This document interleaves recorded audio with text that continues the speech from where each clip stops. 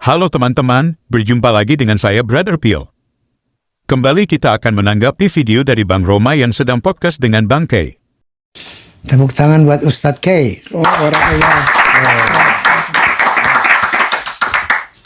Kali ini kita akan membuktikan kebenaran pernyataan Bang K dalam closing statement-nya. Berikut videonya.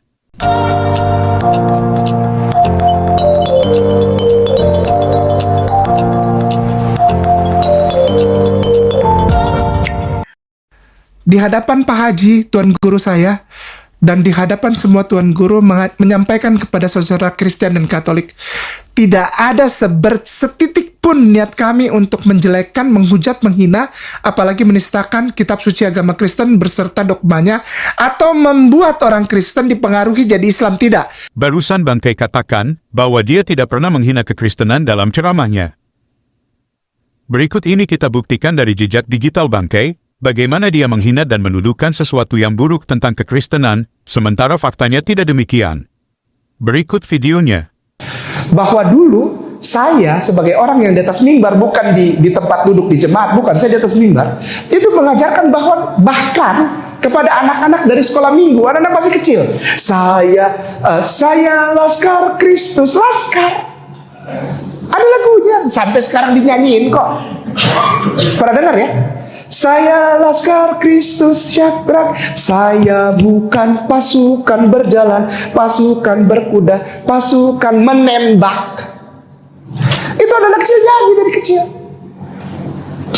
Aku pasukan, aku Laskar Kristus.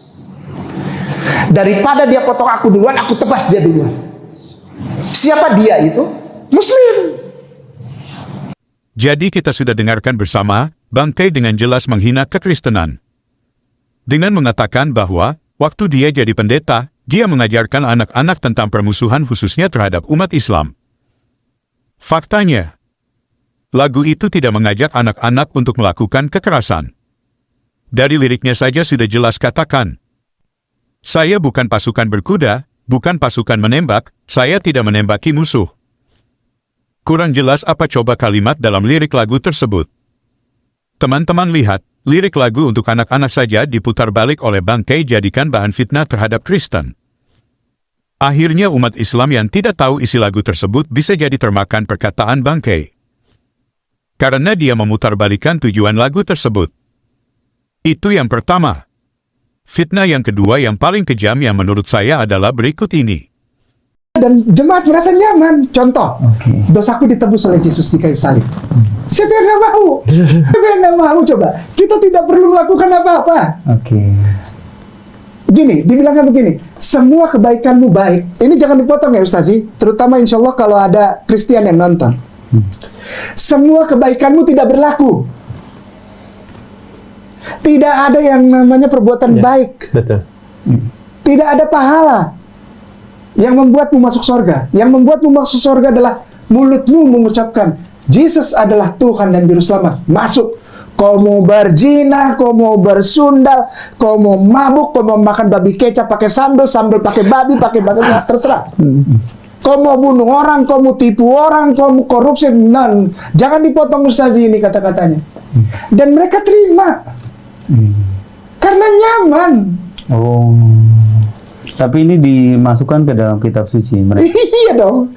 Kalau nggak dimasukin kitab suci, siapa yang mau percaya? Dia bilang orang Kristen itu bebas berbuat dosa dengan alasan dosanya sudah ditebus. Saya mau tanya Bang K, apakah Anda ketika jadi pendeta mengajarkan demikian kepada jemaat dan di mana ayat memerintahkan untuk bebas berbuat dosa dengan alasan karena sudah ditebus? Pernyataan Bang K ini membuktikan bahwa dia tidak mengenyam pendidikan teologi bahkan mungkin sekolah dasar. Karena membaca lirik lagu anak-anak saja dia tidak sanggup untuk mengerti maksud lagu tersebut. Faktanya ayat Alkitab dengan jelas tidak mengatakan bebas berbuat dosa, justru sebaliknya. Dalam Roma 6 ayat 1-2 katakan, jika demikian, apakah yang hendak kita katakan? Bolehkah kita bertekun dalam dosa, supaya semakin bertambah kasih karunia itu? Sekali-kali tidak.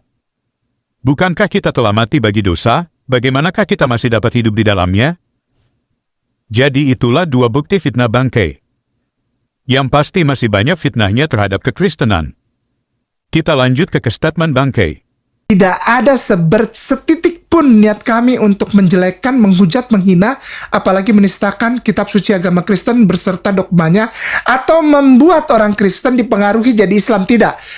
Barusan Bangkei bilang bahwa dia tidak mempengaruhi orang Kristen untuk masuk Islam. Apakah benar demikian? Faktanya, menurut pengakuan Bangkei, lokasi dakwahnya justru dalam gereja. Jadi artinya dalam artian pernah juga berdakwah di gereja-gereja gitu berarti? Sebetulnya saya berdakwahnya di gereja. Di gereja ya? Iya. Artinya setelah masuk. Iya. Saya berdakwahnya di gereja. Saya mengabarkan kemana-mana, dipukul, diapain, paling tidak Allah kasih tahu cintanya kepada saya ketika saya pegang tangan orang di dalam gerejanya dan saya syahadatkan dia di dalam gerejanya.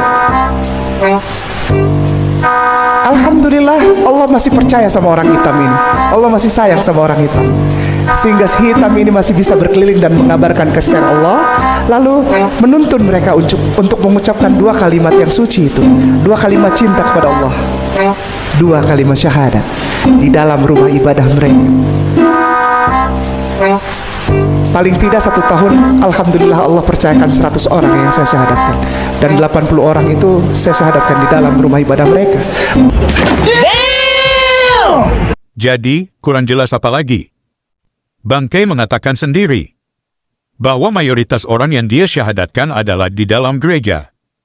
Kita lanjut.